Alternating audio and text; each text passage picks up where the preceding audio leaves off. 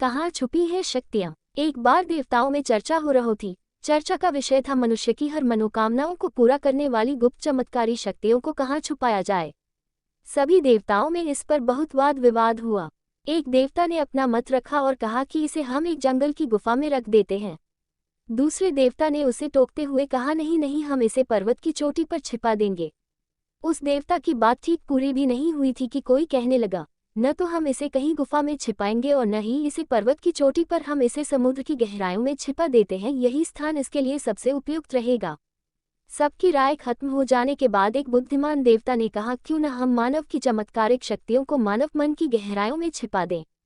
चूंकि बचपन से ही उसका मन इधर उधर दौड़ता रहता है, मनुष्य कभी कल्पना भी नहीं कर सकेगा कि ऐसी अद्भुत और विलक्षण शक्तियां उसके भीतर छिपी हो सकती हैं, और वह इन्हें बाह्य जगत में खोजता रहेगा। अतः इन बहुमूल्य शक्तियों को हम उसके मन की निचली तह में छिपा देंगे।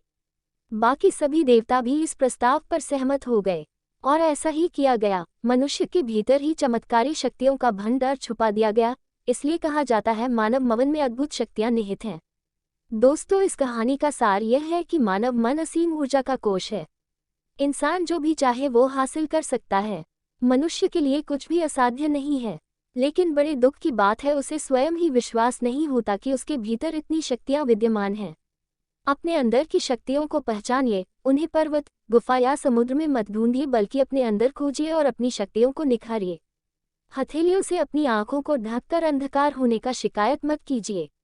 आंखें खोलिए, अपने भीतर झांकिए और अपनी अपार शक्तियों का प्रयोग कर अपना हर एक सपना पूरा कर डालिए।